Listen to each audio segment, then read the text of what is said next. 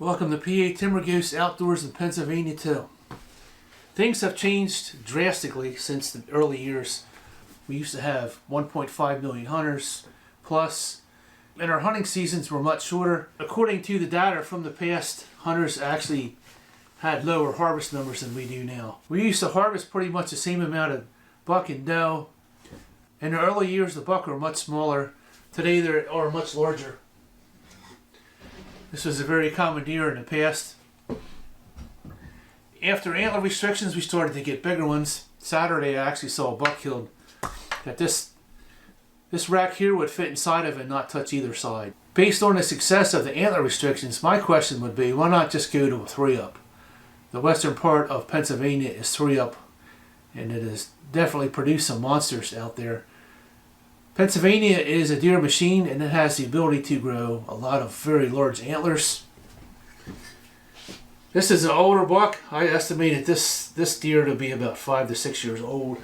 This was taken out of Schuylkill County, which used to be 4C, which now encompasses 5 different counties. And this buck actually came from the same area. I actually have 2 or 3 sets of antlers like this. That's a 2-year-old buck, the fork. Alright, let's take a look at our Hunting and Trapping Digest from 1997. Pages are kind of yellow.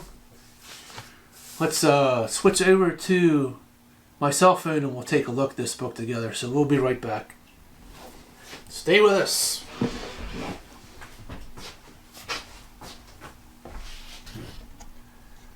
Let's take a look at our Hunting and Trapping Digest from 1997.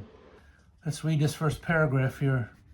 This year, for the first time in the Game Commission history, as part of its ongoing efforts to attract more young people into the outdoors, the agency will offer 2 free squirrel hunting days for the boys and girls 12 to 16. 12 to 16, no mentored youth hunting available here, which means 12 and under.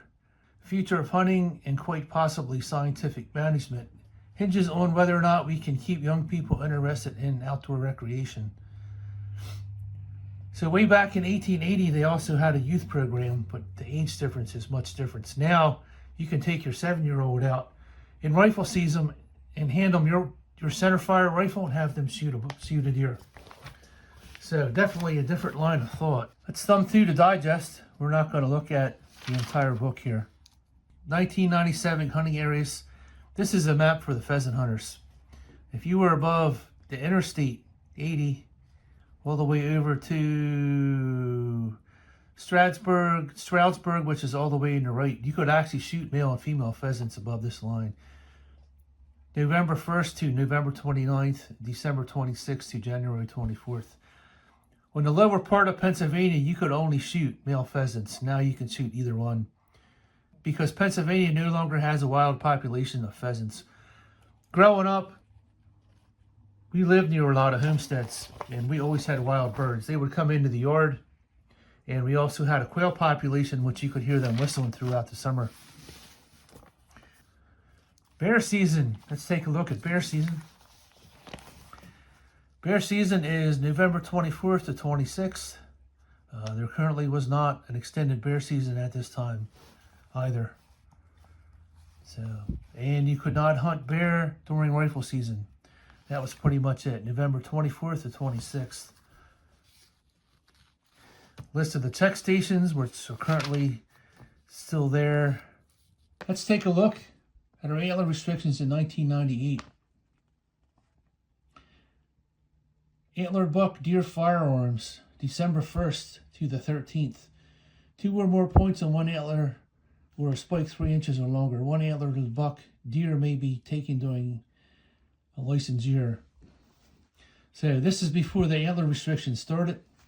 Schuylkill County at this time is still a wildlife management unit. It only has 10,000 antlerless tags.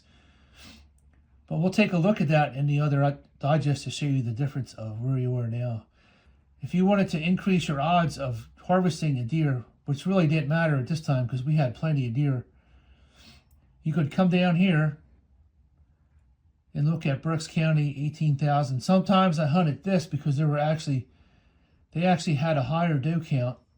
in Schuylkill County, almost double. At this time, in 1997, Brooks County had a lot of open spaces you could hunt. Farmers would let you hunt on their property, and the farms have not been sold off to become developments and industrial parks yet. Do smaller counties actually help the antlerless harvest? Yes, it does, because your antlerless tags will stay in that area and not end up somewhere else. Some areas are hotspots for deer. So this was a better way to control the antlerless population in that county. So small counties actually work better than big ones. And there's so much technology, mapping technology out there now, that you can download on your phone, so you don't actually need to know where the county lines are because it's on your phone. This is the total amount of antlerless tags, 639,900. So just slightly over 500,000 for 1.5 million deer hunters in our state. So basically this meant 639,900 antlerless tags meant that our 1.5 million hunters, not everybody received an antlerless tag if you didn't get your pink envelope sent in time. There's the infamous pink envelope. I do have one of these hanging on my wall. Everybody looked forward when this came in the mail because you knew you got your antlerless tag, and this process is very simple. Once they went into an automated system, the money that went to the county commissioners to process your antlerless tag actually went to another state. So our wildlife agency actually took money out of our state and gave it to another state for our antlerless over-the-counter tag system. Let's take another look at a regulation from the past. Permanent camp rosters. If 5 or more persons hunt together from a permanent camp or cooperative to drive deer or bear, they must maintain a roster in duplicate. A copy must be carried with the driver leader and the other posted at the headquarters. The headquarters copy must remain posted for 30 days following the close of the season. The roster must include the license year, name, camp, and party, location, township, county name of each party member, all hunting license numbers, and bear, antlerless deer, and surplus tags when applicable. Date of the arrival, departure, caliber of firearm, game harvest, including sex, date, harvest, weight, number, and points if applicable. So this is also a regulation. The hunting camps in the northern tier are ingrained as part of our history. Due to the current regulations, a lot of our traditions have vanished from the northern tier in the hunting camps. Here's our acronym: Sportsmen Policing Our Ranks Together, a program of the Pennsylvania Game Commission to combat disrespect and misconduct to improve the hunter's image. Sportsmen Conservation Law Enforcement. Present a good image by your conduct. Offenders must be approached and warned. Report game law violator. Together we can preserve our hunting heritage. Here's our harvest numbers. And notice the harvest units are still very small. 1996 deer harvest. Let's see if we can make this a little bigger. Currently today we average about 450,000 deer per year. You can let me know if those numbers are correct based on our scientific formula for estimating harvest numbers. If you wanted to hunt in certain counties, this actually told you which counties had the highest kills. This might actually increase the odds of you of shooting a nice buck or a nice doe. Because we had a lot of deer at the time and they were evenly spread through the state. Currently, the western part of Pennsylvania over here has a 3-up rule. And the rest of the state has a 2-up with a brown tine, which would put 3 on one side. So if you want a big buck, basically you're going to hunt from McKean County, Warren, all the way down the left side here.